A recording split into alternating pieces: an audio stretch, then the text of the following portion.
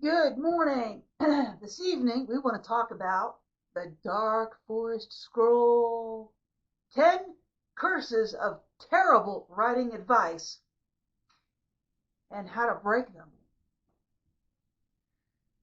So, somewhere deep in a mist-choked forest lies a scroll older than memory.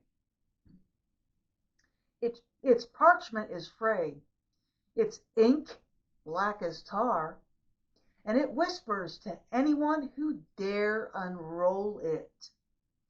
Within are not spells of power, but curses.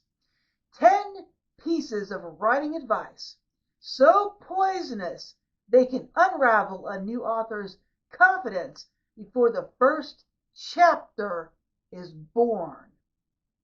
Yet, every curse has its counterspell.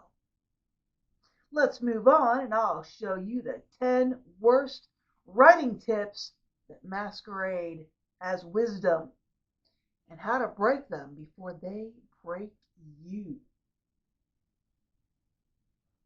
Number 1, the curse of the vanishing drafts. He who dares measure success by time shall watch his manuscripts turn to ash at midnight. Why is this terrible? Expecting instant success is a fast track to discouragement. Writing is a process. Drafts evolve, grow, and sometimes they even fail. Sometimes they are unsalvageable. But that's normal. How to break the curse. Focus on finishing your draft. Embrace revision as part of the process. And remember that even the greatest novels began as messy first attempts. Number 2, the plagiarist's wrath.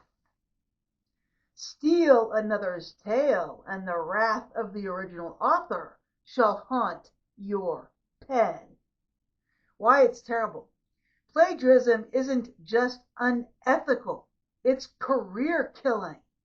Copying ideas stills your opportunity to create your own unique voice. How to break the curse. Draw inspiration from others, but transform it. Use your imagination to tell a story only you can write. So you loved X book, and so did everyone else. That's great. But write your own.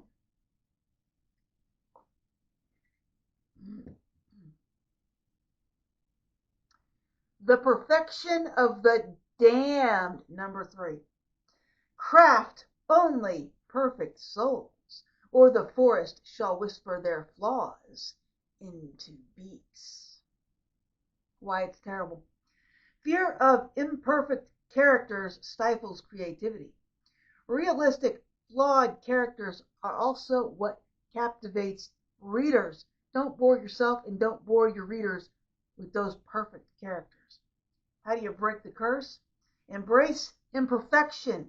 Let your characters struggle, fail, and grow. It's what makes them relatable and memorable. So your characters should not be the same at the front of the book as they are at the end. They can be better off, they can be worse off, they can be more good, they can be less good, but they can't stay the same. That's boring.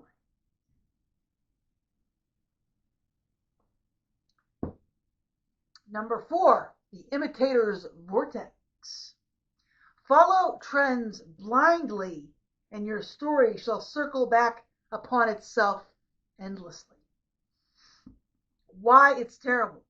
Chasing trends over authority dilutes your voice. Copycat stories rarely survive the test of time. How to break the curse.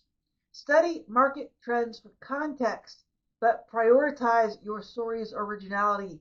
Readers crave unique voices. Number 5, the viral sacrifice. Ignore virility and the darkness demands a sacrifice. Your own reflection. Why it's terrible. Success isn't measured by clicks alone. Chasing virility can lead to burnout and hollow writing. How to break the curse. Focus on crafting meaningful, engaging work. Build an audience gradually, but don't let algorithms dictate your creativity. Yes, the algorithm is important, but so is your creativity. Number 6, the poison of false praise. Heed not the counsel of others, or their whispers shall turn venomous.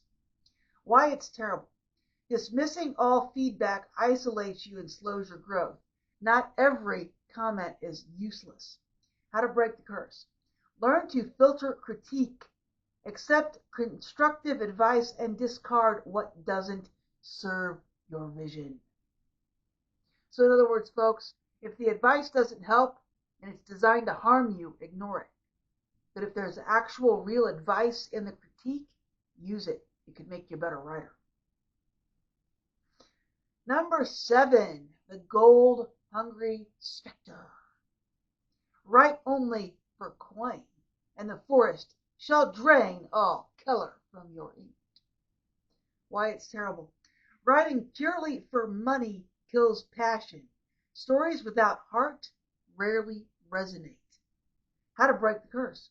Write what excites you. Authentic passion shines through on the page and attracts readers naturally.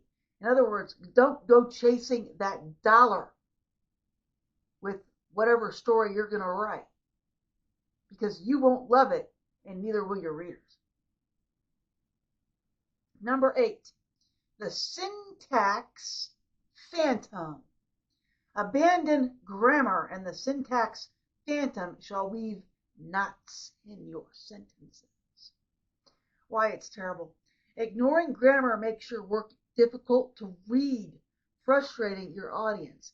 You can take a lot of liberties in fiction, but you need to make sure that your grammar is mostly sound.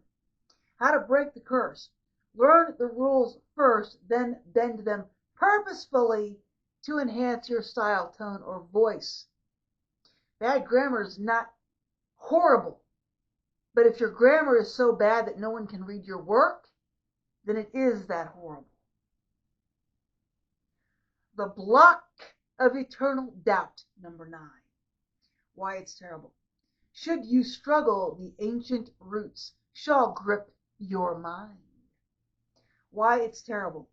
Treating writer's block as a sign of failure leads to fear and inaction. How to break the curse. Accept that all writers face blocks. Try free writing, doing outlines, or taking short breaks to refresh creativity. You can also try and figure out what your problem is. What's your hang-up? Is your house dirty? Are you low on food? Are you low on money? Are you having family strife? Fix those things and your creativity will come back. At least that's my theory, and I'm sticking to it. Number 10, the isolation hex. Ignore all who write before you, and the forest shall close its branches. Why it's terrible. Believing you must work alone cuts off mentorship, inspiration, and support. You can't lock yourself away in a room and write in a vacuum. You must get out there and live. You can live while you write, but you need to have some experiences. How to break the curse. Engage with other writers, read widely when you have time, and participate in workshops, and then go out and live your life too. You will gain writing experience by living your life. That irritation at the grocery store, it's a subplot. How to break, learning from others strengthens your craft, and learning from your own experiences also strengthens your craft. Breaking dark forest curses. While the dark forest scroll may whisper fear and impossibility, every curse can be overturned. The antidote is patience, authenticity, openness, and persistence. Writing is a craft. And like any ancient magic, it requires patience, guidance, and respect. So if you stumble upon a shadowy scroll in a misty forest at midnight, don't panic. Read it, laugh at the absurdity, and then, most importantly, set that scroll of doom down, pick up your pen, and write like it matters. All right, folks, that's the end of my little writing tutorial video for you this morning. Have a great day. Have fun with it. I wish you many words over the weekend. And we will talk again on writing next Friday. If you need some writing prompts, they appear at noon and midnight most days. Sometimes I miss one. It happens. If you feel like supporting the channel, you can donate directly through YouTube, or my GoFundMe and Buy Me a Coffee links are in the description under ways to support the channel. Ooh. All right, folks, have a great day. Have a fabulous weekend. I will talk to you soon.